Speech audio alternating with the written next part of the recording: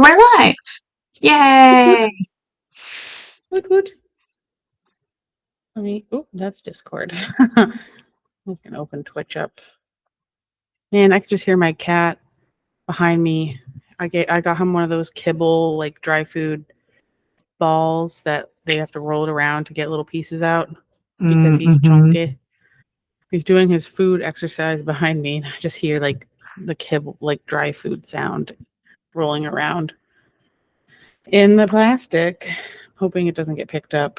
He should be done soon. Oh, mine doesn't say we're live. Oh, there we go. There we go. Okay, wait. She wants to test it. Okay, perfect. And now I know exactly. Eileen! Shnish, you're muted. And you left us. Okay, well, I mean, she can join. I'm glad the link worked. Yes. And then I'll move those up as well. Real-time editing. Oh, I should go get wine. Yes. And fill my water bottle. Who needs kidneys? Just kidding.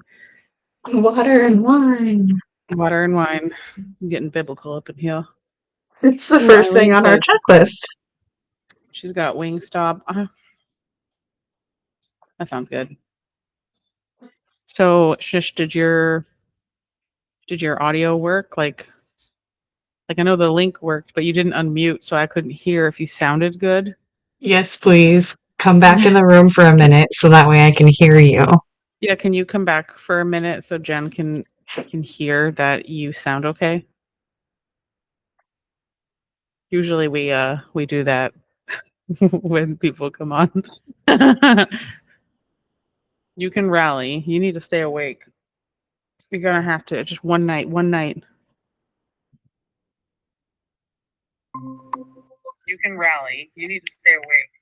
I hear my Twitch. Hello, my Shish. Your voice doesn't sound bad. That's good. I need to get. I'm not gonna be in here. I'm gonna move out there because Hal's coming to sleep. But okay, I'm gonna try and take some more Robitussin. Get that tussin going. Yeah, rally. Okay, it sounds good. You can leave now. Bye. I'll see you later. Okay, that worked. You're chugging tea, Eileen. Getting that tea game going. Mary, are you all done? Mary rolled his little dry food ball right next to me and then walked away. So I think he means that he's done. I can't put that away right now. I'm worried he's going to knock off the clothes that I have drying on a drying rack because he is a little menace when it comes to being playful lately. Where's my lazy boy? I don't know. Hello, Hal. I don't know when Jen's coming back, but like 2 seconds. Oh, wait. I heard an echo from the beyond. Yes, I am returning. The lady hath returned. Joyous frabjous day. Oh, I like your sweater. Oh, thank you. So cute. Hello, Yuri Cat. Man, is no one joining tonight for Karlach? They're gonna miss out. I got good things to say. Maybe they'll catch the polished released audio episode. I've got my script up. Script is up, all of the things. An ad should start in like 30 seconds, so we'll wait for that to go and then we will start. Okie doke. Who else is here? I have not a lot. The Hamilton soundtrack in my head right now. Mm. It doesn't really leave, but it's stronger right now because we sang Hamilton last weekend at karaoke. Dude, there's so much from that night that is just kind of like blurred out. Like, I know I didn't black out, I definitely didn't. Hello, but Apollo. hello, Apollo. I remember leaving Sam's and going to the train. And then That's I Friday night. remember, yeah, Friday night. And then I remember walking to the train and then being in my hotel room. Oh wow. There's like a big chunk. I But think then it was again, not eventful. I told Taylor to protect me, and he's like, I got you, sis. We're good. Aw, And I'm like, I love okay. Taylor. Hey, baby. No, I totally remember karaoke. That was Saturday night. I don't remember Yeah. much of Friday night. I did not notice you drink that much at the restaurant that Sam found. I had the worst No, wine ever and barely drank anything. but So, then Sam and I went and bought beer. oh. Oh yeah, we didn't go straight back. That's right. We played the game, Mhm. or we were No, in I the remember. I remember. Wait, trivia or just the card game? I remember. Oh, trivia. and the playing Jackbox. No, I remember all of that Oh. stuff. I remember all of that. I just don't remember being on the train after that It night. was boring. It's fine. All right, are you ready? You ready? Ow, Mare. Jesus, sorry.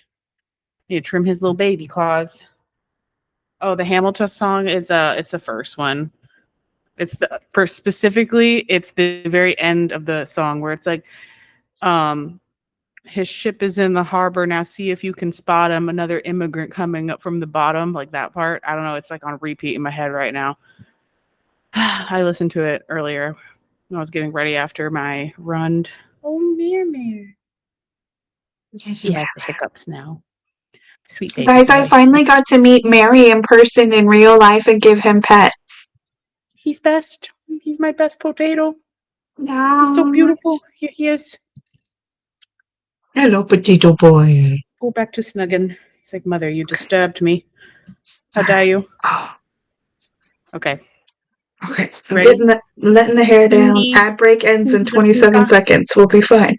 Give me Oh, just a minute. yeah. My sister has Dear Theodosia stuck in her head because that's one of my daughter's lullaby songs lately. Like, she's obsessed with it. And especially the look at my son. That part. Oh, she loves that part. It's the Oh, boy you bought me. hey, Will. I have mine taped up on my monitor, so I cannot move them. It's the boy I bought myself. I should just like put him here. Okay, guys, she bought that one for herself, and then she bought a beautiful one with him holding flowers for me because I she know. knows me so well. I should just tape him up right here. I'll put him right here on my mic. So you have to look at him all night long, and I can look at him in my own. In your own reflection. Yes.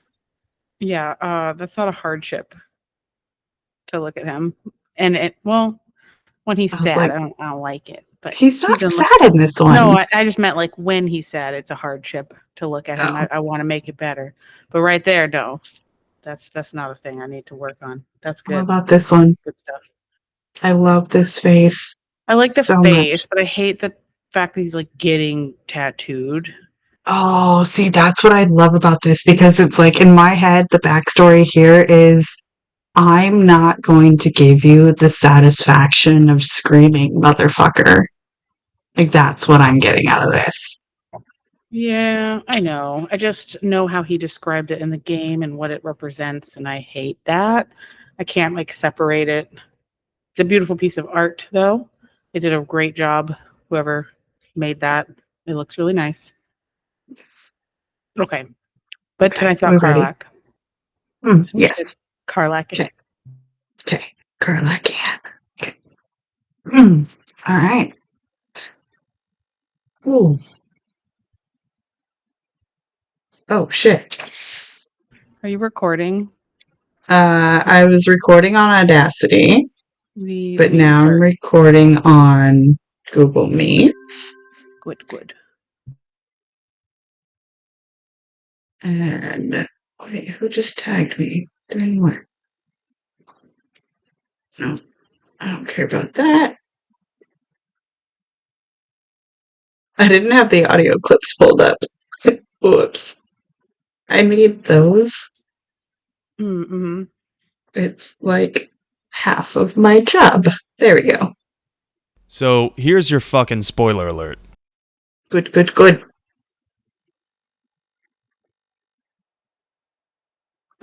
Show me.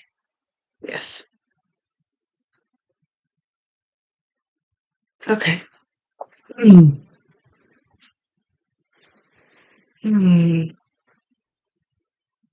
Oh, Yuri. Yes, that was amazing. I could read his back for him, and that was a really good scene. But we are not going there. Okay.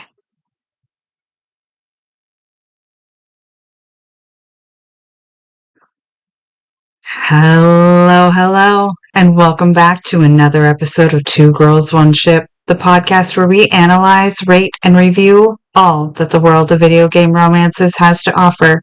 I'm Genesis, the girl who will never forget the laughter from last weekend. Love you all so much. Yes, Emerald City Comic Con was amazing, and I definitely am going again. And I'm also Vervada, the girl who just wants to say, "Hey, soldier." So, if you're new here, welcome to the beautiful chaos. But you should know that our podcast centers on character and romance analysis and doesn't shy away from exploring the fun of fucking. Or from the deep emotional connections built between two or more characters using specific in-game dialogue. So if you want to stay spoiler-free, then this is definitely not the podcast for you. So here's your fucking spoiler alert. Thanks for the spoiler alert, N7. Serious Act 3 spoilers and end of game spoilers. Listeners, beware. And just like with all of our previous episodes, we'll assume that you have some background knowledge of the game and character in question, but we will be providing context for those of you who may be unfamiliar. Today, we are still in Faerun, but we've just made it back after 10 long years in Avernus, a layer of the hells that is as stereotypically hellish as one gets. Rivers of lava, sulfur and brimstone, vicious imps and cunning cambions abound, torturing poor victims of devilish deals gone wrong in perpetuity. You are there because you were tricked. Someone you trusted to look after you the way you looked out for them betrayed you, sold you, and replaced your heart with an infernal engine. And now you are stuck fighting in a war you have no stake in. But you're good. You're very good at it. But you miss home. You miss your friends. You miss your family. But most of all, you just want a hug. That infernal engine has made you literally too hot to handle. And you are burning up for some physical contact. You are Karlach Cliffgate of Baldur's Gate 3. The year, 10 Air. The place, sleepy little town called Baldur's Gate. Our hero, Karlach, a knock-kneed delinquent from the outer city with everything to give and nothing to lose. I was a kid looking for a way to fill my days and make some cash when I fell into the wrong crowd. Worked for a guy I respected. A lot. Turns out the feeling wasn't mutual. Through the jigs and the reels, he made a deal with Zariel behind my back. You know Zariel, right? Archdevil of Avernus. She put this thing in my chest and set me to work. Well, to war. I learned quick how to stay alive. And the engine served me when it came to killing devils. 10 years of that. The stories I could tell. Karlach. Karlach comes from a modest but happy household in the outer city of Baldur's Gate. Her parents are Pluck and Karlach Cliffgate, and while they didn't have much, they had a lot of love for their wild and restless little tiefling. Karlach started working odd jobs early on to help support her parents. She was very much comes from a working class background.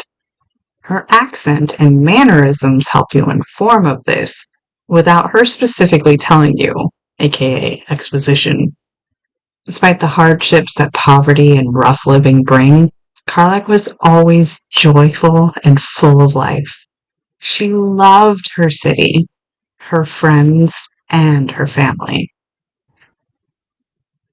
At some point, Karlach started working for Enver Gortash to act as his bodyguard.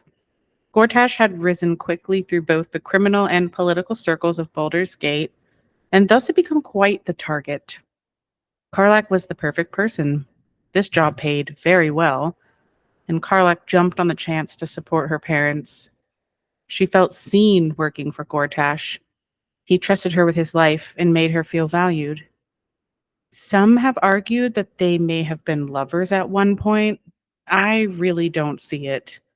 Karlach was young when she first started working for him.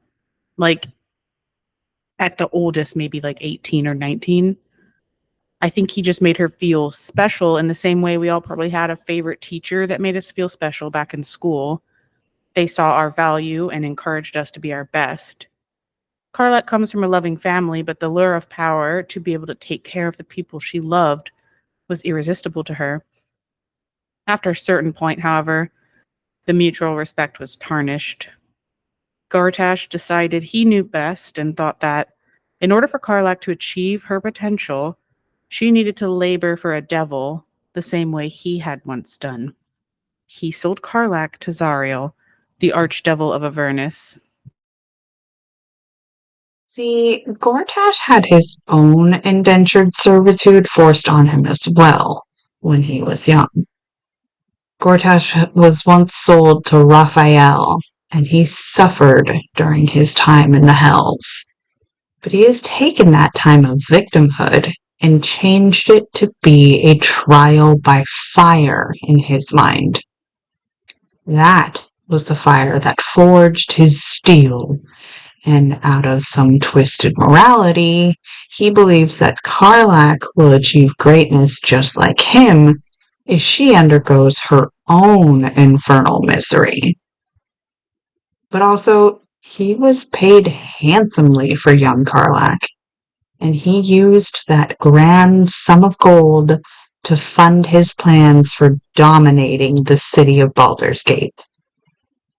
Zariel wanted to test her new infernal engine, and Gortash thought that she would prove to be a great prototype for his dream of infernal automatons. It's a win-win situation, right? Well, as long as you're not Karlach.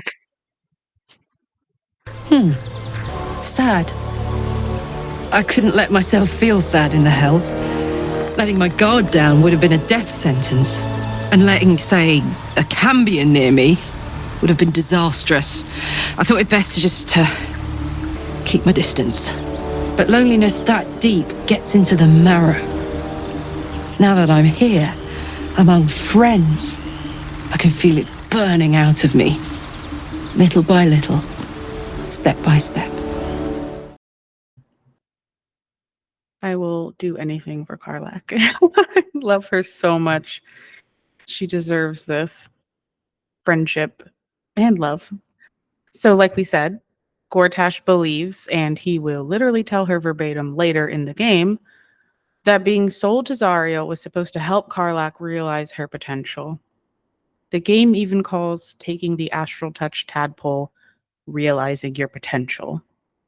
But what Gortash and the Emperor and everyone who thinks they can force you into their personal brand of success fail to realize is you cannot decide someone's destiny for them. This is control, not any kind of mentorship or help. You cannot tell someone what to feel or what is good for them. True freedom is being able to choose, with room to change your mind if you decide later that your choice isn't serving you anymore. Karlach says to Gortash, "You let Zariel take my heart as if any of it was yours to give. It wasn't. She had her freedom taken from her, just like all our companions did in some way or another."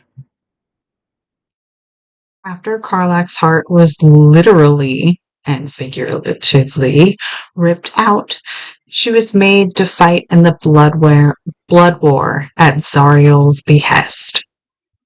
Karlach was trapped, and she fought her way through 10 years of pure shit, fueled by vengeance and a desire to live free.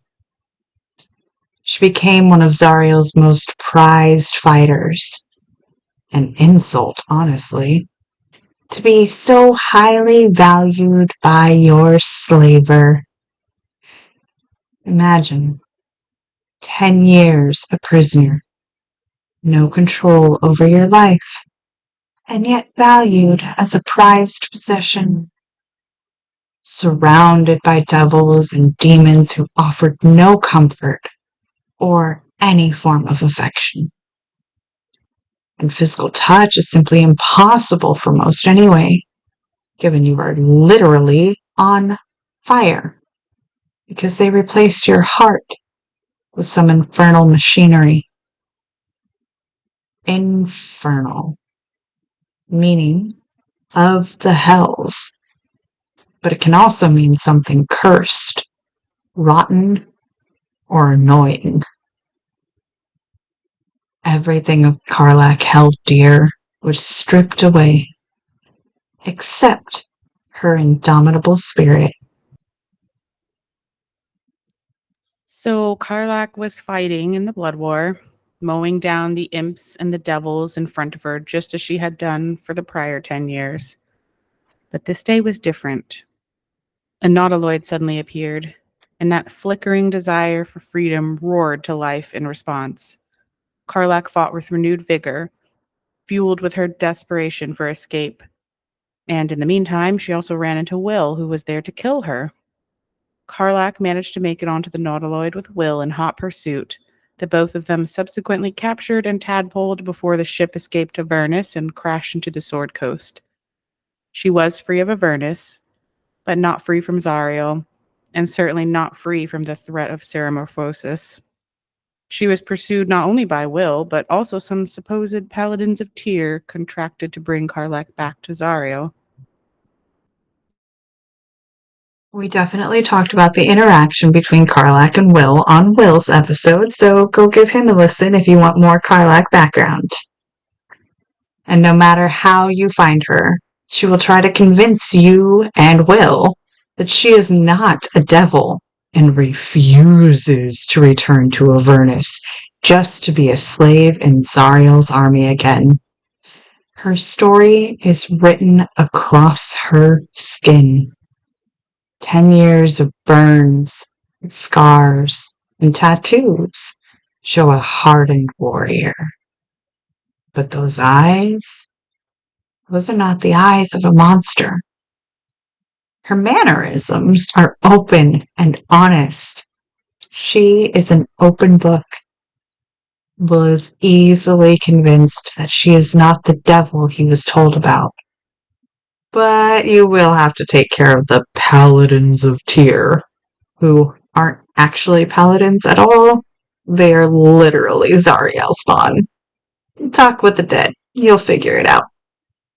And just in case it isn't obvious, be sure to go outside before she starts her fiery frenzy in the inn. You will get hurt unintentionally if you don't leave because she touches everything and it catches on fire. It's not just her frenzy, though. Her engine is burning hotter than it should. So the first order of business is to find her a mechanic. Oh, and remember how a few weeks ago you told me, like, Astarion had a debuff on him while fighting Cazador? Yeah. she has a debuff on her called Melting in Frenzy or like Overheating in Frenzy or something like that, that actually shows you the damage you will take if you approach her. Oh, right there in that frenzy. Mm-hmm. Oh, wow. I never noticed that one. There's so many little details. This game is amazing. Yeah. Okay. So the mechanic. You can find this mechanic in the Emerald Grove, and his name is Damon. Now, I quite like shipping Karlach and Damon together, but we are romancing Karlach now, so Damon just has to stick to his own bellows.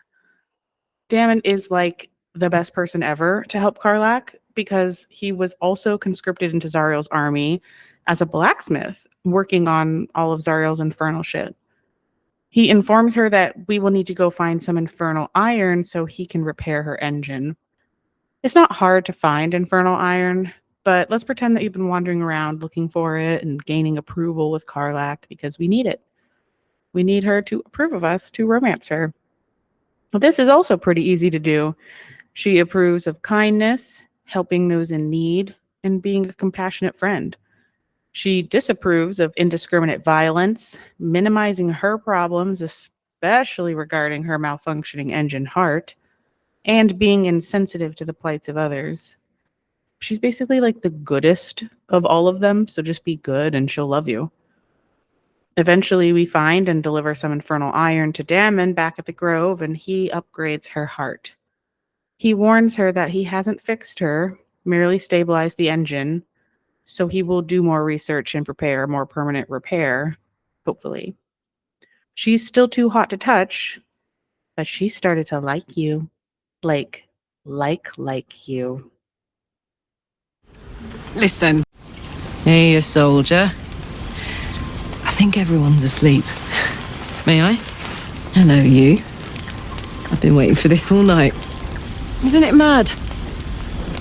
How good life is. 10 years is a long time to be trapped in the hells. 10 years without a kind word.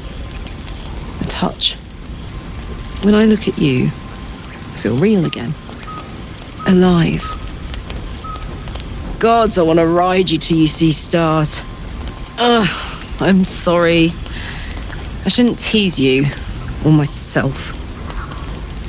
I'd give anything to touch you, but I can't.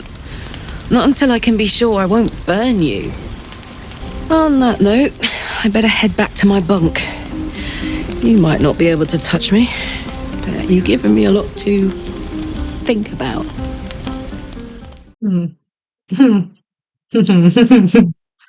I like this. I like this one a lot.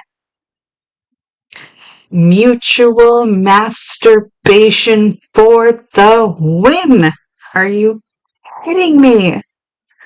You can kiss here for a few seconds before being burned, but the two of you can't touch. Now, there is a little bit more to this scene that for an audio format podcast just didn't make sense to keep in. The two of you exchange whispered fantasies behind hidden hands directly into eager ears. And there's no subtitles, so I have a lot of headcanon. Then she says the part about having a lot to think about. And I love this so much. It is a representation of a way to be intimate with a partner that doesn't involve physical intimacy. Similar to a long-distance relationship, or a relationship where one or both of the partners can't physically be sexually active for one of a million different reasons. I love the fact that they added this for the Karlach Mancers. Oh, and because I recently discovered this as a hidden secondary option, you can still romance Karlach regardless of her engine. If Damon were to die at the Grove, for instance, and you can't fix her engine, all of her scenes will still play out. but you just lovingly look at her instead. You get to tell her that you love her over and over and over again. You just can't touch her. Do you know her ending if you don't fix her engine, though? Oh no. Okay. Do you want me to tell you? Maybe later, not right now. Okay. It's not good. Oh, is that the one where it happens and you don't even realize it? Yeah, and everyone's like, "Where's Karlach?" Oh, no, Her no. ash is just like floating by, and that's just the worst to me. Like that Yeah, no one no. was even there and it just happened, you know? I saw that. I just didn't know what would cause that to trigger. If you don't fix her engine is what that's what it said. I've never done that. So that's what the research told me. Correct me if I'm wrong, internet. Okay. So hate that, but love the representation of a non-sexual romance. So, okay. A major trope used for Karlach is called the Pollyanna, named for the character of Pollyanna in Eleanor Porter's 1913 novel of the same name. It refers to a wide-eyed idealist character that, despite numerous hardships, never let go of their sunny disposition. Aw, shucks, darling. Now, Karlach is a downplayed Pollyanna because she is a berserker, and she's sweary and says fuck a lot, and I love that for her. But when she is calm, she is a barbarian that squeaks. Oh, her idle dance animation is just the cutest thing ever. Well, sometimes this can turn into another trope called break the cutie, which is what happens if you let Will kill Karlach. So don't do that. Or for another example, when Tally decides to self-unalive when you let the Geth win in Mass Effect 3. But for Karlach, her kindness and fun-loving nature means that literally everyone loves her. Even the token evil companions like Astarion, Minthara, or Lae'zel. She is the heart of the party. She sure is. And Karlach truly lives too. She has a passion for life's pleasures that the others don't because she's been deprived of them for so long. Astarion is the only other one who can relate to that enforced solitude. Karlach may come off as naive because she is so forward and loud about her love of life, food, drinks, intimacy, and of her friends. But in a cruel twist of fate, Karlach is dying. In reality, it's due to the narrative team's devotion to breaking our damn hearts. Karlach doesn't quite know it yet, but her engine can't be fixed. When you meet back up with Dammon in Act 2 and the Shadow Curse lands and give him the second piece of Infernal Iron for Karlach, he will tell her. While he has made it so she can now touch others without burning them, he can't stop the engine from eventually burning out and burning her up in the process. It wasn't meant for this realm. It is slowly killing her. All she can think about at the moment, though, is how she can touch others again. If you're romancing her, you should kiss her here. But everyone else should give her a hug. She deserves a hug. She's been asking for a hug the whole first act. You may be tempted to try and reason with her that eventually she should return to Avernus because that way she can live. But she will reply with this. Listen, I'm never going back. If you said I could die right now or live 1,000 years in the hells, I'd choose to go out now with my freedom intact. I don't expect anyone to understand that. But I've been dealt a hand most people don't have to contemplate playing. I want to live too, but not under any circumstances. I have the power to choose now, and I'm going to make that choice myself. But I don't want to talk about this now. I've been given a huge gift. I can touch the people I love for the first time in a decade. And for the first time in a decade, there are people I care about all around me. Let me enjoy that. Please. Okay. The acting here is so on fucking point. Are you kidding me?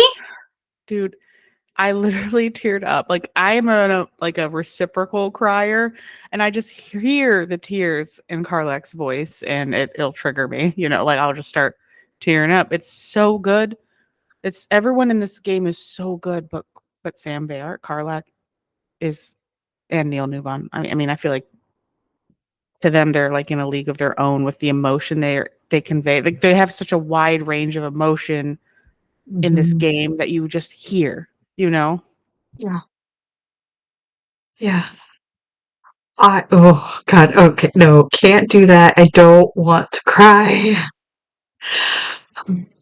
Okay, so dear listener, please hit the rewind button a few times and listen to the light-hearted hopefulness of the way she says, I have the power to choose now. It is so perfectly Karlach and so perfectly good. And then to go right into the I have the freedom to touch people and the tearful relief of being able to feel physical affection. Oh, claps, hats off. So good. To live free or die free. There is no in between for Karlach. And that's what she chooses for herself right now.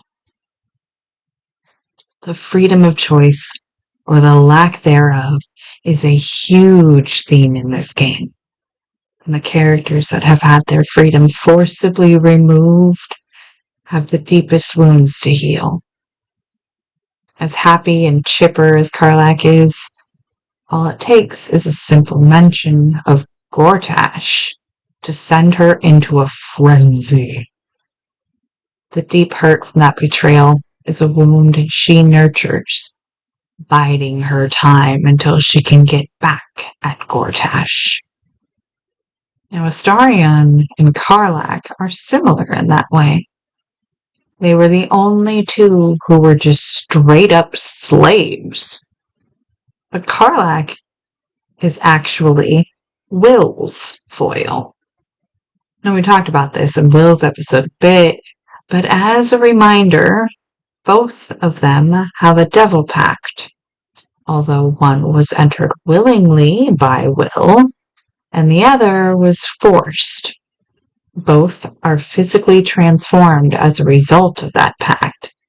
And while Will's was a punishment for disobeying, and subsequently made it hard for him to exist as the hero he wanted to be, Karlach's transformation was a gift given to her to make her better at what she was already good at, killing devils. Gortash may not be an actual devil, but he is certainly no saint. So he's gonna get killed. So Wait. wait. Okay, go again. Should I talk? Yes, there you go. Okay. So once Gortash's role is revealed with the Absolute at the end of Act 2, Karlach urges the party to venture forth faster to the city so she can track Gortash down once and for all. Also, she wants to see her home. She is Baldurian through and through, and she misses her home. Part of this long departure from civilized life is molded into her very character design, something called her fashionable asymmetry. From her lopsided undercut to her shattered right horn and her default character outfits, they all highlight her free spirit and her outsider nature. The others are all pretty much symmetrical, aside from Will's one stone eye, but before we get to confronting Gortash and finally getting to really be with Karlach, we need to take a mid break. So let's listen to the sponsors of the show, hear some fun facts, and thank our lovely, lovely patrons. Damn it. I told myself I was going to think of a K dance in order to dance with Karlach into the mid break. I mean, K-pop came to mind. There's got to be something else. I don't know. I'm not a dancer. Mid break dance.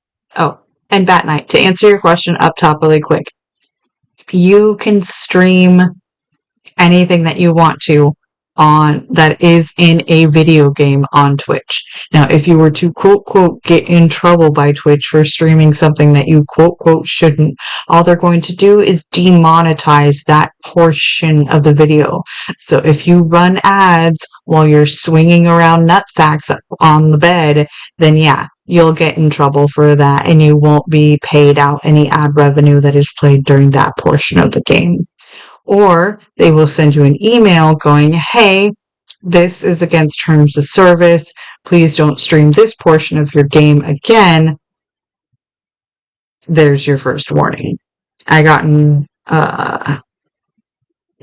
So you're not going to get instantly revoked or lose your affiliate status or anything like that. You'll be fine.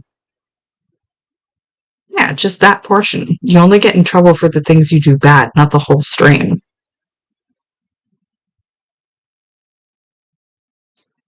Okay.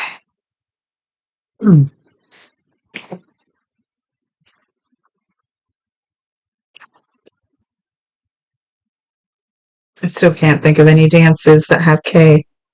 I'll look it up in a minute. Mid-break dance. Karlach is voiced by Samantha Bayard, whose pronouns are they, she, and they have been in a number of things, usually podcasts, video games, and even one short film in 2010 called The Mechanical Heart. Seems like foreshadowing now, doesn't it? They were even nominated for the BAFTA Games Award for performing in a leading role alongside Neil Newbon and Amelia Tyler, who is the narrator. I don't know if we've mentioned her name before, but Amelia Tyler, the narrator, and a few other people. Now, the BAFTAs will happen on April 11th, so stay tuned. But Baldur's Gate 3 has been nominated the most with 10 nominations across the awards. Hells yeah. Whoever wins is gonna deserve it, but yeah, it's amazing. Also, I found a K dance. I don't know why I didn't think it because I love this style. Kuchipudi from India. Gorgeous dance style. Look up on TikTok because it's athletic and beautiful. Okay. Oh. Yeah, starts with a K, at least in English. All right, so next fact is Karlach scarring / burns. I see your thought later in there. It's definitely burns and scarring on her body. It's very intense, but she has almost no scarring on her face. I would say it's because of the trope beauty is never tarnished, but they gave Shadowheart a good aligned facial scar. Also, if you don't know, like where the scar is placed and how bad the scar is on a face will clue you in whether they are supposed to be a good character or a bad character. And Shadowheart's is actually kind of a mix of both because of the placement across her nose. It's kind of evil, but the fact that it's so minimal and doesn't really take away from her beauty makes it good aligned. Anyway, so maybe they thought that Karlach wouldn't be attractive with facial scarring. I'm not really sure. Personally, to me, it seems jarring that like she has such textured and burned, scarred skin that just ends at her neck, especially given that she's been fighting for 10 years. You'd think she would have something on her face besides her gorgeousness, something else like a scar. Well, I mean, she has a broken horn, which is a huge defect for a tiefling. Yeah, it's like her head. I mean, yeah. I guess to me, the asymmetry is what that translates versus like a defect. Mm. But yeah. So, and I did have a lot of thoughts on this, because these notes only say the word scars. She added the word burns afterwards, because it's like, for me, those aren't scars, those are burns. They are the melted flesh, is what it looks like to me. So the fact that it is all centered on her chest gave me the impression that it was a byproduct of her heart, not her battles. I'm sure some of it is from that. Although I think it's her right arm is far more scarred and burned than her left. Like you can see scars on there. But then there's like no burns around where they installed the vents on her shoulders for her engine. There's just a lot of that anatomically that makes no sense. Like, how is she not burned? She's just a tiefling. Unless there's like magic, and I'm sure there's magic involved, right? But yeah. Anyway, I don't want to get too far in the weeds on that. Agreed. Fair enough. Now, Karlach was originally voiced by Shayla Nix in early access, but much like her foil Will, she was rewritten, redesigned, and recast for the final release version of the game. Yeah. She was in Cyberpunk though. Shalanix. Oh, Can't let me remember look. the name, but yeah, one of the names, one of the voices in Cyberpunk. Anyway, so next fact about Karlach, she has a teddy bear named Clive in her tent. It's so cute. It is so adorable. And also, friend of the pod, or a friend of the pod, collects all the stuffed bears in Fallout 4, and I love her for it. And when I saw the bears in BG3, I started to collect them. And any of the named ones, I dropped them off at Karlach's tent. If you do that, they actually travel with the person from camp to campsite. So Karlach's tent is filled with bears. Do you just drop it like from your inventory? Yeah, you can't throw it because Scratch okay. will come and pick up any Oh, bears or anything that you throw. But yeah, no, if you drop it, and it'll stick around in their tent. The only thing that I don't know is if you throw the bear, will Scratch tear it up just like dog meat does? Because if you give dog meat a bear, he eats it. But I don't know what Scratch does. I need to test this out later on tonight.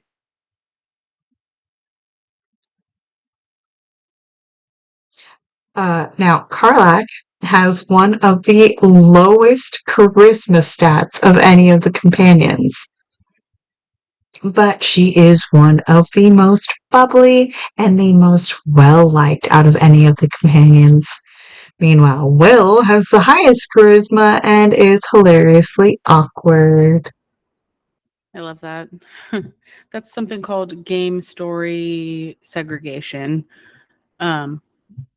Anyway, so last fact about Karlach, which is not really a fact, but I just wanted to include it because today that we are recording this is International Women's Day, and I just think it's a good day to talk about Muscle Mommy Karlach, and want to point out that the 3 standard great weapon users in Baldur's Gate 3 are all women. They're Lae'zel, Minthara, and Karlach. And Karlach is the most heavy-hitting of the 3. Hells yeah. Yeah. Sorry, I'm also still looking up who this character is in Cyberpunk. Did you not recognize the name? Because I didn't. Oh, she's a Ripperdoc. Okay. Specifically in Phantom Liberty. How the fuck did I not know this? Like, this is something that I should know. No, I mean, it's not Sam Bayard. It's Shala Nix, the early access voice for Karlach. Okay, that makes more sense as to why I didn't recognize the name. Oh. Okay, I definitely know who this fixer is. Or not the fixer, she's a Ripperdoc. Okay. Anyways, moving on before I tangent into Cyberpunk brain. Let's talk about Spotify. Spotify, we are finally at 181 ratings on Spotify, which, by the way, is higher than our cyberpunk rating. So, two girls. Hey. Now let's get us to 200. I really want to kick that cyberpunk lorecast host ass. She's a bitch sometimes.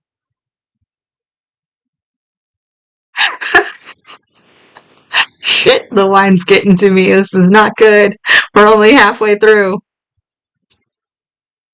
Now, special shout outs to that other asshole working on Cyberpunk, Toasty. And of course, Apollo, Becky, Daddy Bat Knight, and Stone Miss Theos, Muffiny Cake, Win, and Lavalini. Big hearts, major loves, all the things. Yes, thank you. Forever and always, and as usual. Okay. Jen, are you ready to make Karlach's flames turn blue from passion, which I think is a cute little touch that they add that you only get if you romance her, and also to do a little or die a little death and feel alive? Mwahaha. I think the others are asleep. Hi. Since I met you, all I wanted was to be close to you. We're sure I won't hurt you, right? May I test that theory? I want to touch you as deeply as you can be touched. I want you to be mine, completely. Say it loud. I'm yours, Karlach. I'm yours, completely. I'd like to take you to bed now. Gods be damned. It's a good day to be alive.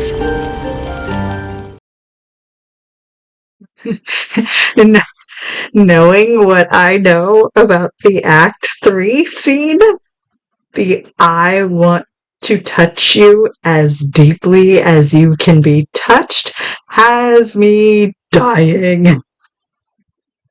Okay. But we will get there. We will get there. To be yours completely means kissing Karlach deeply and passionately. So much so that it turns her flames blue. And if you don't know anything about fire, the hotter the flame, the whiter it is. And on the light spectrum, hitting blue means she is at the hottest of hots she could possibly be. Going to bed with her means allowing your body to be explored by her. She takes you down to the ground gently and slowly caresses your body, paying special attention to your chest and looking at you as if she's never seen anything quite as beautiful as you. And then more and more kisses all over. You then roll her over onto her back and remind her what it's like to be kissed and touched and caressed in all the ways that she has missed over the last 10 years. It's a good day to be alive. Karlach loves with her whole body and spirit, and she takes nothing for granted. Underneath her smiling, exuberant, and cheerful demeanor, she is a deeply traumatized and scared person. This is called the Stepford smile, from the feminist horror novel The Stepford Wives, which you probably all have seen the movie at least, I'm sure. Or there's multiple movies now at this point.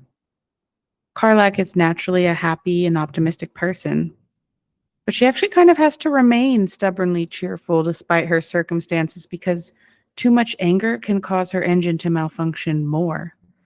It reacts to her emotions the way her heart would if it were still beating in her chest. But the engine doesn't care for her feelings, only her ability to kill demons.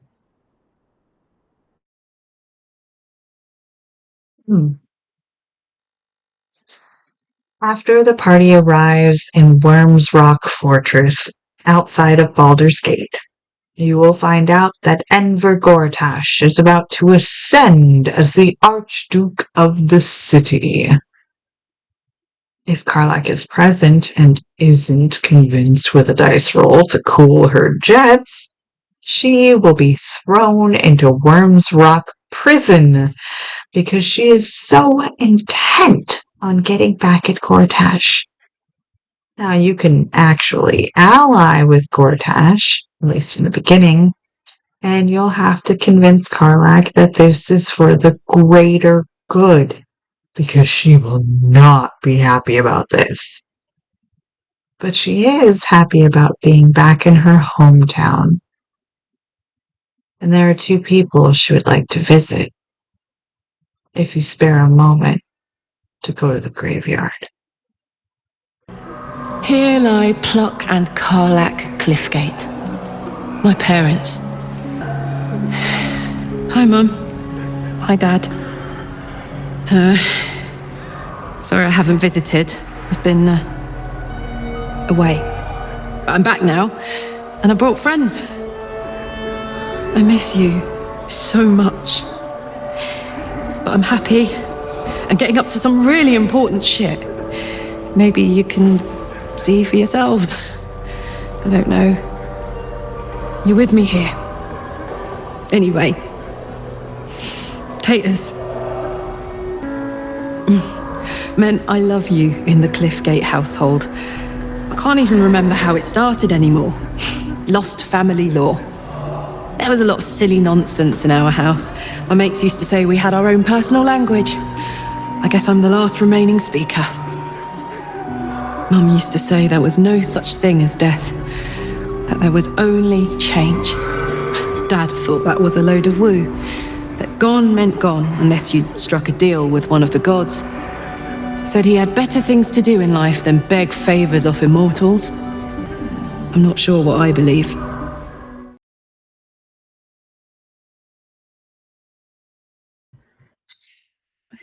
This one is so sad. This dialogue hurts me because as a parent myself, I just wish she could get a big hug from her parents. I just want to give her a hug. It's also a bit daunting for her to contemplate her imminent death alongside the fact that she doesn't have any belief in what happens after. Like, even if she were wrong, at least it might be comforting to think of an afterlife in some way. At one point, she can say that she thinks she'll just wander eternally in the fugue plane until existence ceases altogether. Plus, it highlights the beautiful and love-filled childhood she had with her parents. Like, how cruel is it to take such a loving and vibrant light of a person and crush them like this? Like, Gortash seriously deserves to die 10 times over. I wish he got stomped like Ketheric Thorm got stomped by Aelin. The saving grace is that Karlach is free now. She's not crushed. And if you're romancing her like we are in this playthrough, she gets to experience romantic love for possibly the first time in her life. She was at the most 18 or 19 when Gortash sold her to Zariel, so that's why she may come off a bit immature and silly. She was just a kid who had to live through something violent and horrific for 10 straight years, and now she's faced with her imminent death. Like, honestly, I was reminded of her when Hosier sings She's the Giggle in a funeral, or at a funeral in Take Me to Church. It's one of my favorite songs of all time. I love it.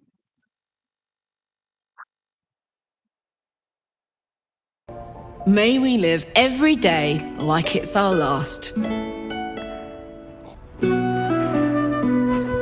Because you never know when your last will come. Oh, that was great. The food and the company. I know I can't stay forever here with you. In fact, I feel like I don't have long left at all. We've been through so much, and the worst is yet to come.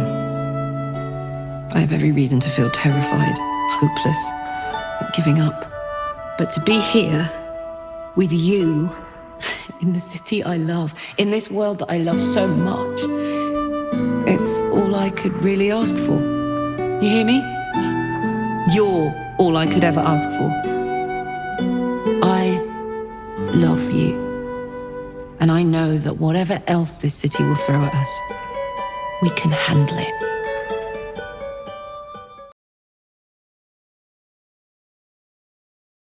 Here we go. Karlach has more than a few surprises for you planned. She gets to a special bedroom that she's picked out for just the two of you. And she is lying on the bed waiting for you, soldier. More kisses, and her flame turns blue again. It's quite tender, and it feels almost like a moment I shouldn't be watching. Now, if you have a smaller build, Tav, Karlach will lift you up off your feet and swing you around and toss you gently onto the bed. If you have a larger build, Tav, you stand face to face kissing her, and you tumble into bed with her. Then Karlach takes control. She loves kissing on your chest. And she gives Astarion a run for his money with that leg grab. Holding your body right where she wants you. She reaches in between your legs, caressing and pressing her hips into yours. Tav arches their back, and with a face full of ecstasy, the hip movements continue. And it fades to black as we watch Tav grab the back of her neck. It's a beautiful, romantic scene. A little short for my liking, but that's okay. But unfortunately, this scene is not for everyone. There are a lot of people in this community that play as a male Tav, me being one of them.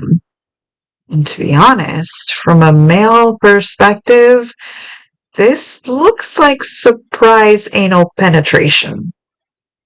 Look, I've watched this scene in every way, shape, or form.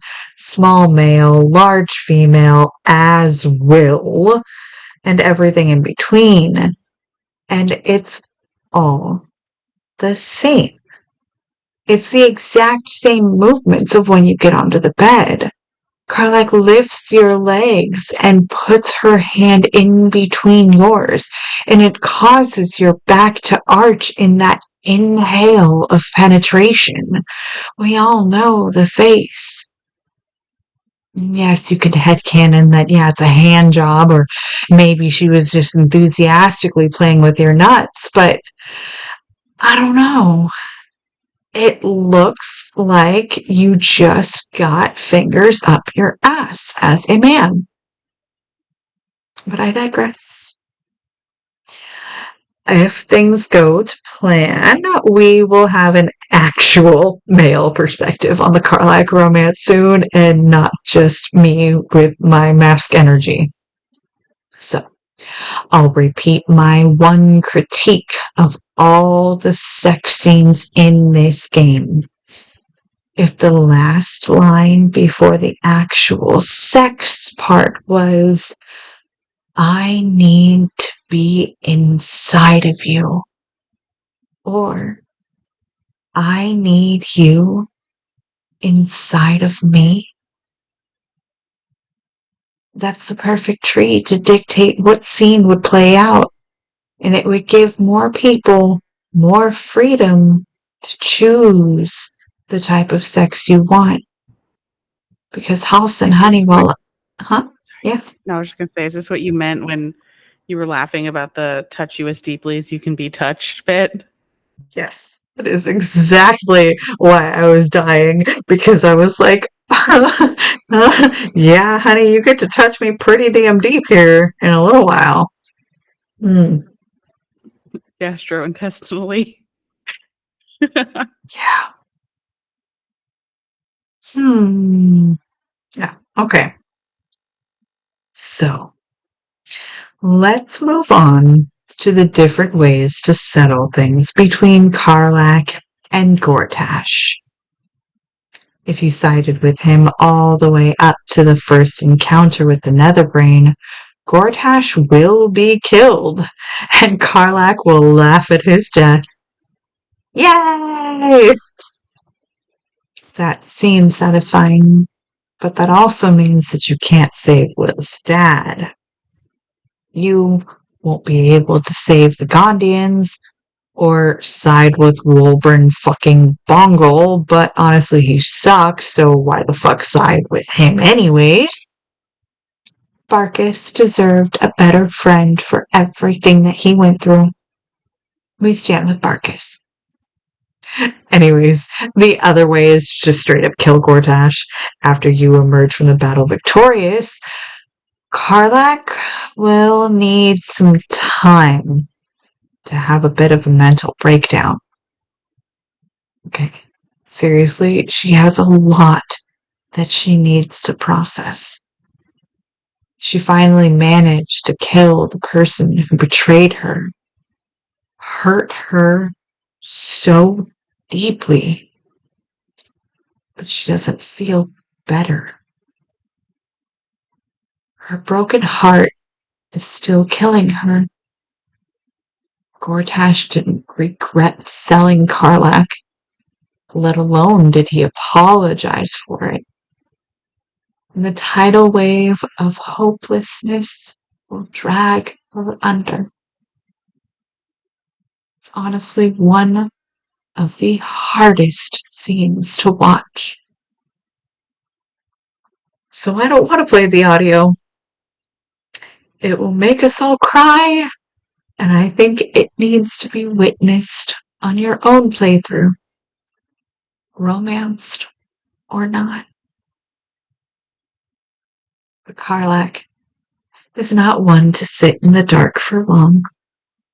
It's hard to dwell in the darkness when you are the sunshine. I just got distracted by the ad. Sorry. Oh. Yes. So Karlach will leave to go process back at camp. And the next time you speak with her, she will crack open her ribs and hand you her heart.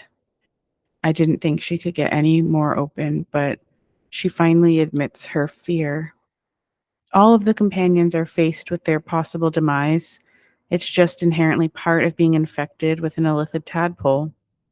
The artifact, the Emperor, they provide some hope. Sure, Gale has the Netherese orb, but he both finds a cure and, before that, brought that shit on himself. It's no less terminal, maybe, but it feels somehow worse because Karlach never asked for this. She isn't plagued by hubris. She didn't willingly enter a devil pact, and she doesn't serve some dark goddess. Karlach is akin to someone with a terminal illness diagnosis. It just happened to her. She doesn't know how much time she has left, but she knows it isn't as much as she should have.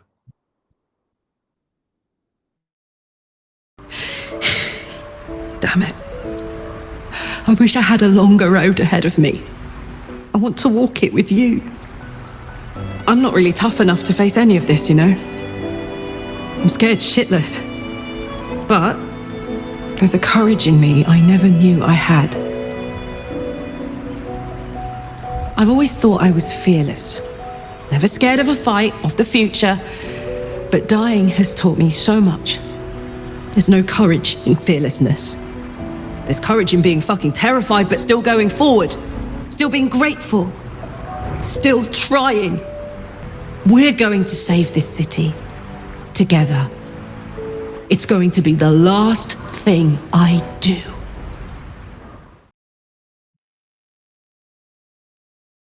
I said I didn't want to cry, damn it. Whew.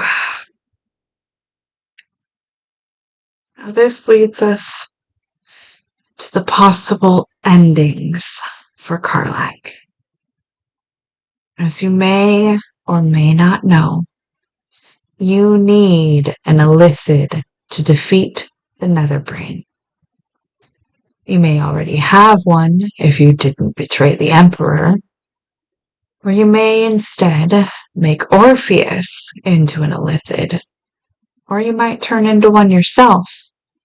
Realize your potential, as the Emperor puts it. Or maybe you took Karlach up on her offer.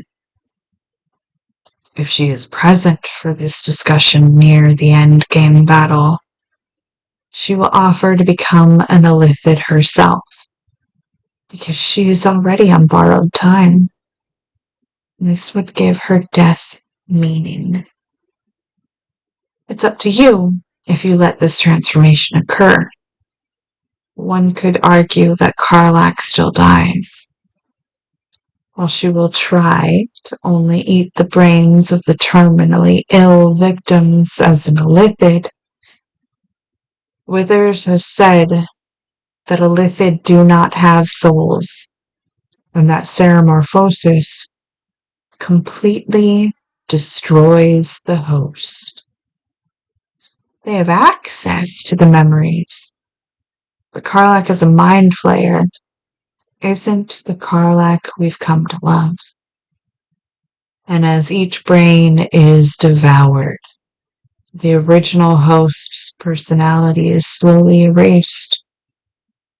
However, that is one option for players who see this as a fitting end for her. And you can remain in your romance with her too. True confessions, on my first playthrough, that's what I did. Because I didn't know. I believed that this was the only option to keep her alive. So when she said, "Soldier, let me do this. Keep me out of the hells," I let her. I don't hate the option. And honestly, I don't hate the epilogue for it either. But I love the other options for her way.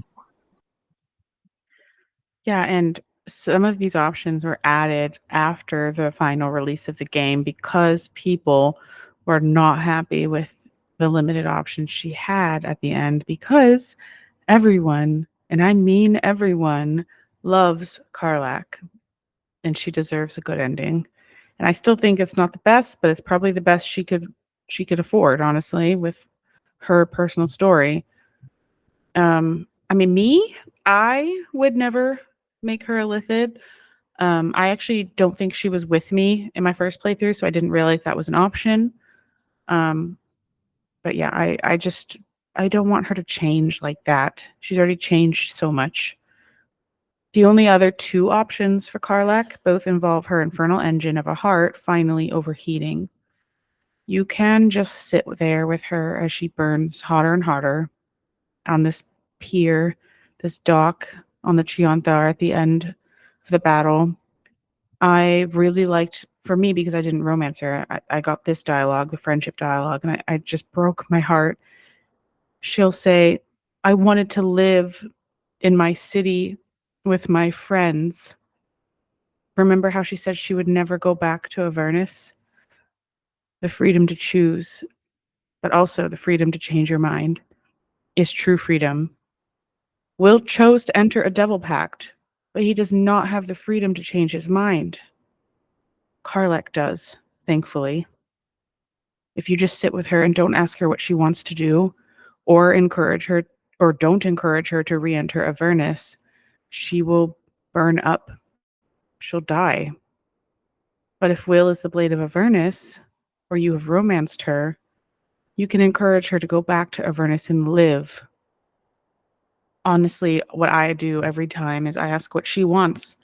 And every time she wants to live, I want to live is the title of the song that's echoed through many hours of the gameplay. And it's the classical version here that's playing in the next clip. Prepare the tissues. Dude, seriously. We did it, soldier. The city's going to be all right. And so are you.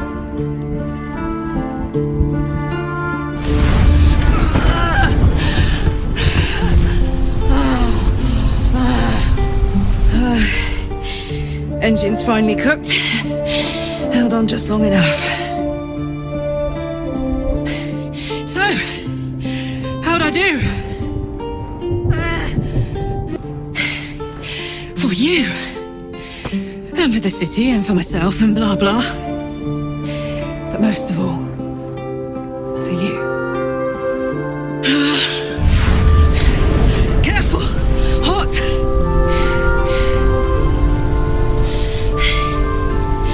How'd I do? Spectacular!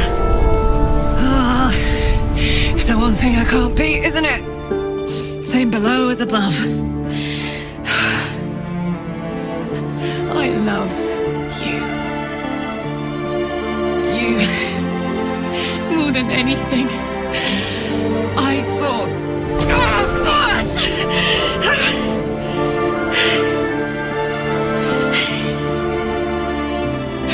Goodbye, son. Goodbye, sea. Goodbye. No, stop this. Come with me, Karlach. Come to Avernus. Live. We can't let her die. Not like this. Not now. You can't. So, what do you say? Die here now, or live on with the Blade of Avernus at your side. Zariel won't touch you. I swear it, Karlach. Fine. I'll go. Well, with you. But we have to go. Now. I can't hang on much longer. Damn it.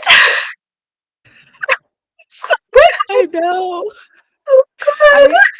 I literally can't watch this scene without crying or even hear it, apparently. Like, and also Will. I love that Will said that. Like, what we talked about in his episode a little bit of how first full circle it is to have him save her and go to Avernus. Like, it's so good. They're both so good. I love Karlach so much. That scene sucks, but Sam Behart, damn you. You did so well.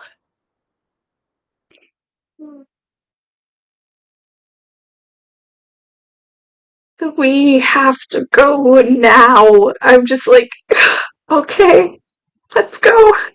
Like, Yeah. like I know that like I'm running 2 playthroughs right now. I'm ridiculous, I know. But on my Will romance, I know that this is the path we're gonna take. Yeah. And that scene's so cute when they get to Avernus where she lights up the cigar and the metal I version. haven't actually seen it yet. I Down by haven't. the river. Oh shit! I thought you. Well, it plays whether like if has she. Oh, she's never gone to Avernus for you yet. No, she has, but I've only hit epilogue with Karlach going to Avernus in glitchied versions, so I've never actually gotten to see it yet. So but good. I The feel like it's music gonna be so good. is so good. It's like a metal version of Down by the River. If I remember correctly, it's a metal version of whatever song's playing, but I think it's Down by the River. Oh. It's so good. And also the epilogue that they added back in. Thank you, Larian, because we needed more. I will never say no to more content. And the fact that like they go, oh, we found blueprints on this high level Cambion, and Damon's thinking we could cure it, like she could leave. Like, yeah, they don't show that happening, but the fact that there is this beacon of hope for her Mhm. now is the perfect ending. Thank you for that. Yeah. No, I think that it's so cool, and it's not even. It doesn't have to be Damon. It's like any Hellcrafter. So even if your Damon is dead, like I he want it to be died. Damon. I know, I want it to be Damon too, but if you were to get your engine fixed in Act 2 and then maybe he dies because he's an idiot during the Isabel fight, you can still I'm just saying, if you fuck up, it's okay. Oh god, okay. Oh. I need a laughter. I need a something. Oh, Okay, maybe. the one thing I forgot to mention in the script that I just remembered now is the fact that you can be with someone else in Act 1 when pursuing Karlach, but come Act 2 when she's able to touch someone, she'll kind of make you choose. She wants to be monogamous, so you cannot have a Halcyon throuple with Karlach beyond Act 2. She makes it very apparent that as soon as she is allowed to touch you, she wants you all day, every day, all night, every night, so there's no way possible that you would have time to be with anyone else. Yeah. Are we ready to interview her wife? Yes. Karlach's wife. It's canon. Sorry, guys. So this, lovely listeners, is where we would normally end the show. But we have a gorgeous special guest coming on. She asked to be on this episode before we even had it scheduled. Please welcome V's roommate and someone I got to hug for the first time ever last week, Muffiny Cake. I know she's awake because she just was in chat. So I'm Yep. like, where are you at? We tested this. Wait, she texted me. Should I click in? Yes. Yes.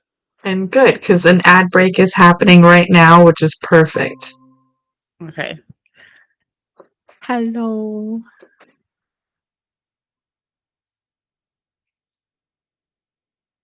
Hi.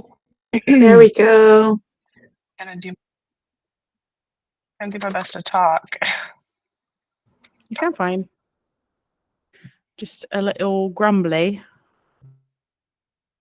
You've got your Karlach going on. It's all good.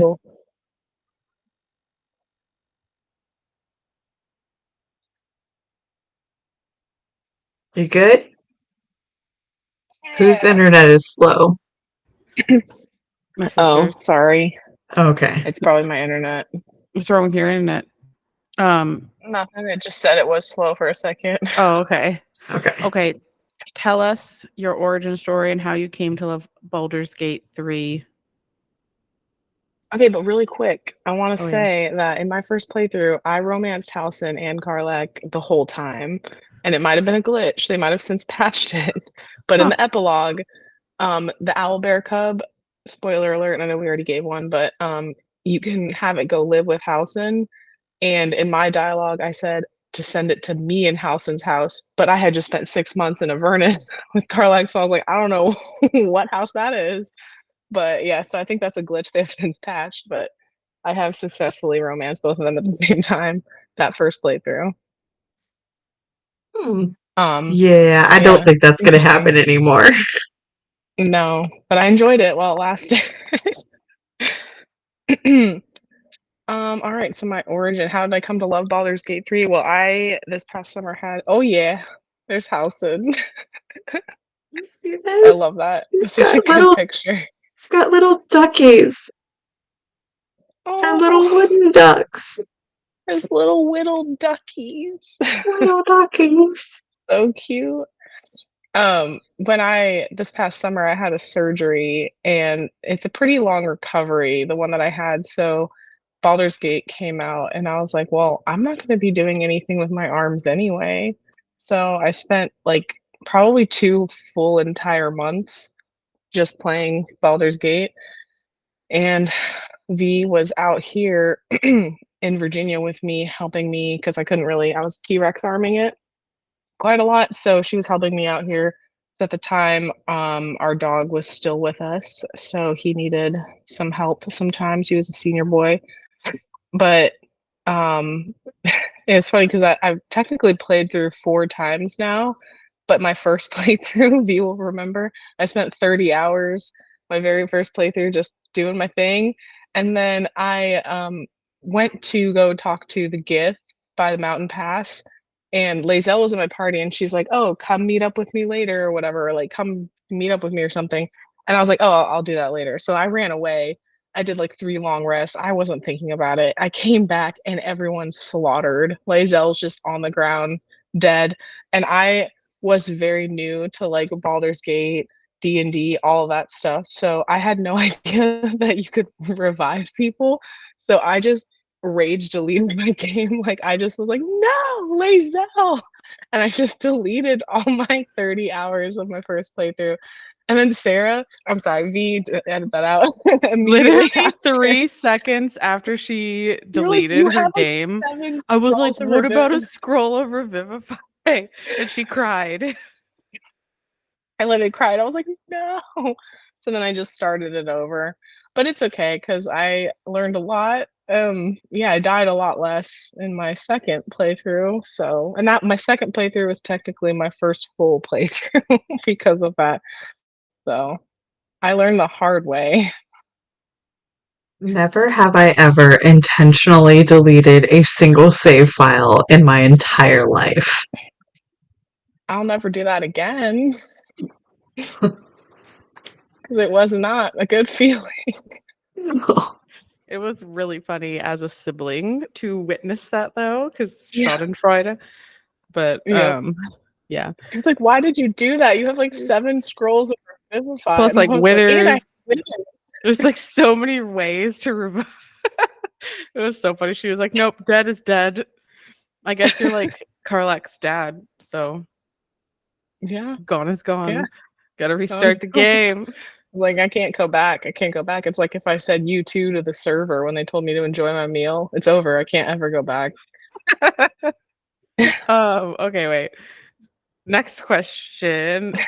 Did you learn anything new about Karlach today? Can't help it. Honestly, did I learn anything new? I don't think I learned anything new, but I would like to say there was something that I learned recently about Karlach that you guys didn't mention. It's really tiny.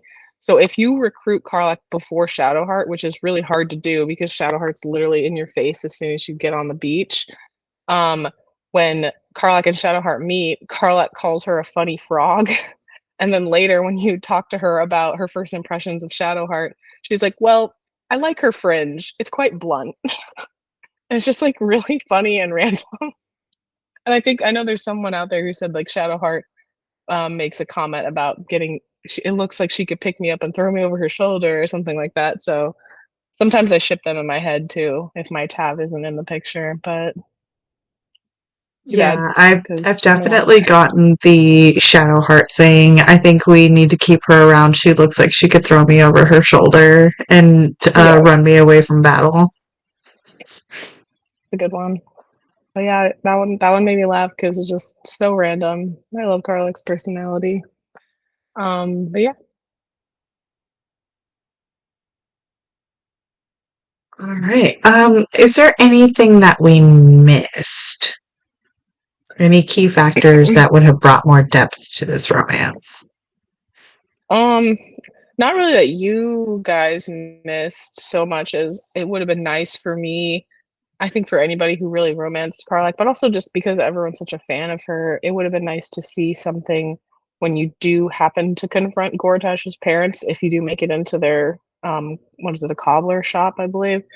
Mhm. Um, you find out all of Gortash's past, and you kind of, if you detect thoughts or look around and read some of the notes around their house, you kind of realize what they did to Gortash. And I feel like it would have been nice because Karlach was with me 100% of the time my first playthrough and or my second playthrough. And I found them during that time. So and she didn't say anything, but I think it would have been cool to have just even if it was like a party banter moment, just for her to say something about it. Because I feel like knowing Karlach's personality, it would have been some type of closure for her maybe so she could have maybe understood his motivations a little bit more. Not that it made it okay, but it might have softened her feelings around it in a way. I'm not sure. I think it just would have been nice for some kind of comment though, because no one really said anything. I was saying something. I was like, "Wow, that's intense. I didn't know that," but then no one really said anything about it, in my party at least. That's like a recurring theme in the game too, is like that's also what I like, is like not a single one except for maybe the nether brain itself, but then not even then, not a single one of the villains are just outright evil. Like if Mhm. they're all traumatized, they've all been through something, and the villains are villains because they chose to do it again, not because Right. they are just evil by nature. The nether brain, I guess the only sympathy I have is that it was subjugated, but it wants to subjugate everybody, so it can kick Mhm. rocks. Well, yeah, but the Nether Brain is like literally an evil Yeah. monster. It's not a human that decided to do shitty things. Yeah, it deserved its subjugation, honestly. I need a little bit humbling. Okay, so speaking of, actually no, I can't. There's no way to transition with that. Rough transition. Did you pick Karlach on your second playthrough, and has your decision changed? Do you have regrets? Well, I have no regrets. No regrets at all. Technically on my first playthrough I also picked her, but um yeah, no, I picked her because it was just her personality was something I was naturally drawn to because she's a barbarian. She's intimidating looking, but she's very soft, open, honest. She has really strong convictions, but it's just something that you can feel safe around. Like at least my character, my first tab, I was kind of more role playing as myself, and I'm someone who would probably need someone with a more strong personality like that in dark times because like I have strong convictions, but it would be nice to have somebody who just is so unwavering as like a guiding light, like a foundation, and she's just that perfect character for me personally. Um so I really liked how she was just lighthearted in the face of all of the dark times that were happening in the story. Yeah, I also really at the time was drawn to her story, like you were comparing it to like a terminal illness earlier in the episode. And I was really drawn to that too at the time, just because my sweet, most beloved dog ever had a terminal illness at that time. And her story kind of helped me process it a little bit more in an acceptance way because there was really nothing I could do about it. And, there wasn't anything Carla could do about her situation either. I mean, turns out she could, but again, it's fantasy and everything. But at the same time, like the way that she still accepted it and still kind of didn't accept it at the same time, it just felt very real and very vulnerable. It was very relatable for me too at that time. So I just really love her character. And I love Sam Yeah. Barrett's performance. The idea of I am going to continue to fight to survive every step of the way until I am confronted with the absolute last moment of here's the decision. Yeah. No, I definitely feel that with her. Yeah. There was always like hope, even when it was kind of hopeless seeming. I mean, she even allowed herself to have moments of hopelessness, but she never stayed in it. So I really appreciated that about her character too. Her scene after killing Gortash is right there with like non-ascended Astarion killing Castor and Oh that my gosh, level yes. of pain and anguish and just like, Larian, you have ripped my heart out and I present it to you on a silver platter and you deserve everything that you have done to me. It's Yeah, so it good. is so well done. It just felt very realistic to me too, Mhm. because no one handled their situations perfectly. Kind of, I feel like a lot of times, at least maybe not so much in recent stories, but a lot of the times everything wraps up really neatly, and that's kind of not what happened. Like everyone still like had their trauma, but you kind of got to help them work through it or watch them work through it in some cases. It's really nice to have that more realistic storytelling. Even if it's like you're looking at the setting, you're like, well, we don't have dragons, we don't live in Faerun, we don't have mind flayers, but like there's still so many real elements to the story that it's so relatable. Mhm. I feel like that's something that happens in games a lot, though, is like the companions. I mean, my first thought was immediately Mass Effect, but it's like every game pretty much is such a high stakes environment, like RPGs specifically and action games, fantasy games, etc. Like the world's ending probably, and like not everyone seems so chipper usually, or just like it's business Mhm. as usual. Like Mass Effect, everyone was kind of like, yeah, there were tiny moments where they were like, oh, I'm kind of scared of the Reapers, or like in Dragon Age, you're like, oh, I'm kind of scared of like the veil coming down, or whatever's going on in that game. But it still never felt like the stakes were that high. And I'm not sure if it's because like their personal lives are threatened with the tadpole, or I mean, everyone's life is threatened when you're trying to save the world, but it felt more immediate maybe. But like they did such a good job of making it really feel personal, and like these individual people are in real time experiencing the potential of their whole world being destroyed. And they reacted very accordingly. Like I feel like they had much more examples of being super scared and afraid and sad. Like it was displayed more, their humanity, like the reaction to that. Yeah, because they didn't know that it was all gonna be okay, but sometimes I get the feeling that the characters, even NPCs in other games, they kinda know it's gonna turn out okay in a way, but I guess because there's so much player choice in this game, but also they just did such a good job of balancing, like you were saying, so loved it. Karlach particularly. Well, Winifred brings up a really good point about how before the epilogue was added in the game, she picked to let Karlach die because that is what Karlach wanted to do.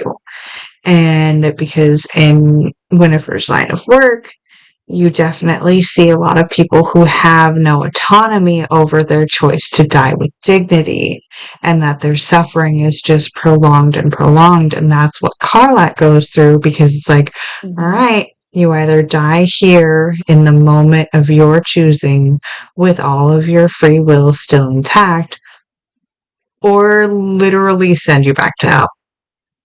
Yeah, where she was a Yeah. slave, Yeah. so I think it's interesting because when you ask her in that moment now, I'm not sure if it was different before they added the epilogue, but like every time I've got that scene where Karlach is about to burn up on the pier, I say, what do you want to do? And she chooses to live. Like she chooses to go to Avernus. I always want her to make that choice. I love that you can ask her rather than just tell her what you think she should do. And then the game makes it do that. But like, yeah, I mean, I'm a huge proponent of like letting there be human euthanasia. We have it for animals. I think that's a really nice final decision you can make in such a gift to give. So, Mhm. and like I said in the episode, I mean, there was a time in the game where Karlach would rather die than go back to yeah. Avernus. She, in my games so far, every time because I ask her what she wants, she did change her mind. But it's okay. Like if her choice was made before and she had gone through with that instead, and maybe her heart was burning up sooner than that scene, then she would have chosen to die, and I would have let her do that too. I think that's a good thing that they have in that game. Mm, agreed. All right. So, as someone who's done a few playthroughs now, what makes you want to come back each time?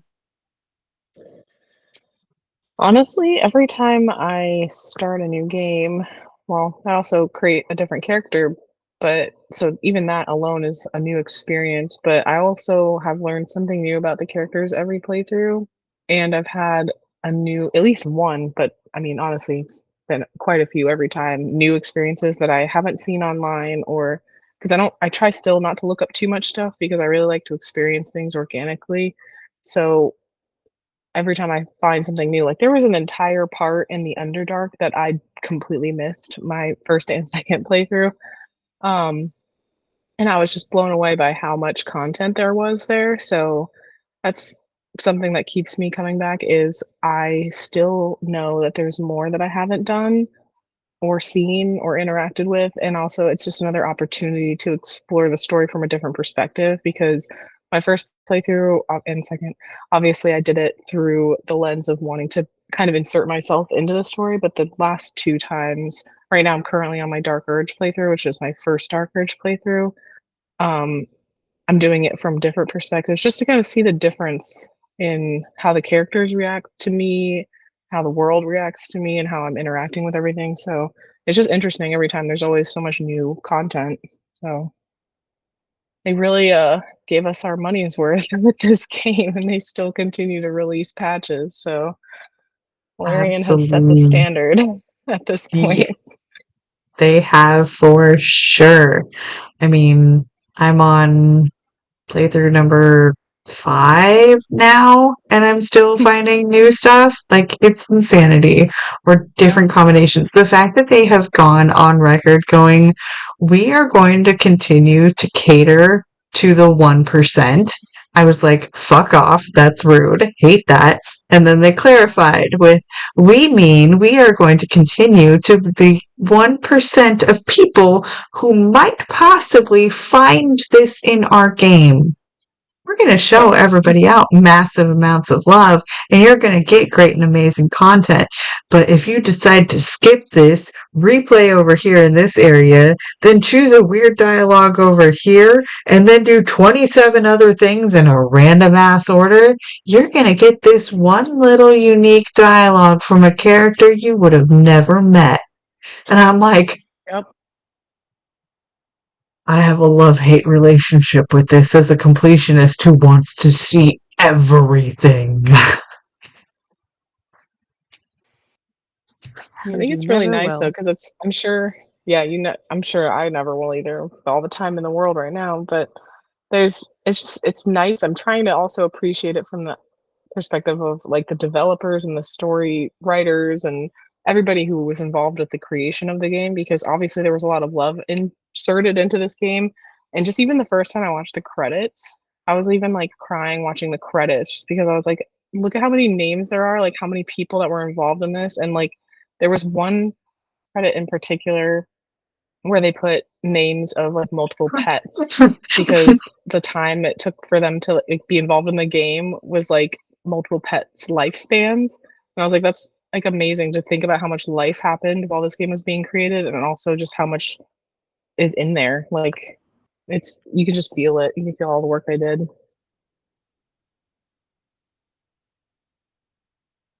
The babies were born and people died. Yes. Like they had a Yeah. whole section of all of that. But and I guess the last question. Oh wait, no. You have to do the poem you told me about. The Oh Karlach yeah, I was core. gonna close out with that if you want. I found this poem today. I think it was today. I've been on a lot of Robitussin today, but I found this poem today. It's called The Lavender Haze by June Bates. And when I read it, it really made me think of Karlach. And it was just very interesting how I found that today. But it says, abandoned gentleness, touch me like you have been waiting for it your entire life, like we're burning stars and our time's up tonight. It just made me think of her. I was like, that's so cool that I saw that today. It's perfect. Hmm. It is the I perfect. also want to throw out my Karlach sweater. Hot girl summer. Love that. Also, plug your plugs because I know you got at least one.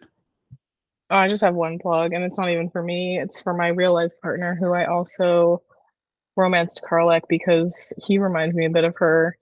But he is a photographer, and he has an Instagram called Anchor View Studios. So if you guys like underwater and divey photography, like I do, and I mean it's pretty interesting, you can go check it out because he's got a lot of really cool photos on there. But I Awesome. have nothing. I just post my pictures of my dead dog and my sister. So his Instagram's cooler than mine. And your niece. Oh yeah. Mhm. I Can need we to post. clarify that these are pictures of when your doggy was alive? Oh, he was Yeah, alive. yes. Yeah, he's very much alive. Most of them are just memories now, but and now recently I've just been posting pictures from the last weekend because I don't post that much, but when I did, it was like it used to be his Instagram, so that's why it's mostly of my dog. But my boyfriend's Instagram is way cooler than mine. So you guys should go check it out. We will put Anchor View Studios in the description. Make it nice and easy for them to click and follow. Yay. It took me a long time to realize it's called that because he's a diver. So he views anchors because he's underwater. Anchor View Studios. You got it. Not a natural blonde or anything. Nope. It's ironic. My twin sister doing that to me. I know. Now, if you like what you are hearing, please be sure to leave a review on iTunes or on Spotify and subscribe wherever you listen to podcasts. You can now find me on the Cyberpunk Lorecast with my co-host Toasty, where we explore the foundations of the past, the state of Night City today, and the news of the future for all things cyberpunk. Check out Scyther Audio's newest fan-made production, The Avengers, the audio drama, where you can find me and several of our podcasting friends. And you can reach me in our Two Girls One Ship channel on the Robots Radio Discord. And come give us a follow on all the social medias and on patreon.com/twogirlsoneship. Our theme music was composed by the ever-talented Pipeman Studios, and our artwork was designed by the esteemed Let's Not. Links to those are in the description. I am also on the Robots Radio Discord as well, and our own Two Girls One Ship Discord server where we nerd out on all our favorite CGI significant others. Be sure to check out our live streams on Twitch on Fridays at 10:30 p.m. Eastern Time, 7:30 p.m. Pacific Time. Our podcast episodes release on Mondays because you need at least one good thing on a Monday. So what happened? Huh? Oh, Sorry. sorry, it got glitchy. But we're good. So thanks for listening. And remember, Taters. And beauty is in the eye of the controller. oh, okay.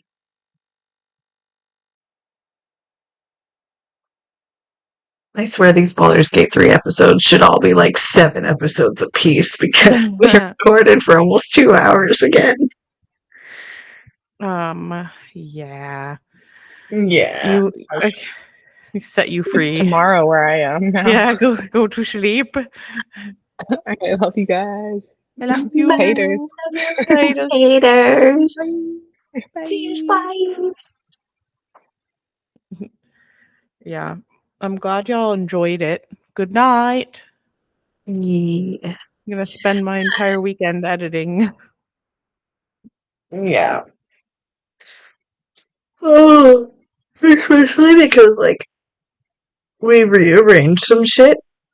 Yeah. So I'm gonna edit tonight. Well, first I'm gonna log in and I'm gonna go throw a bear and see what Scratch happens. does with it. Yeah. And then I'm gonna work on editing.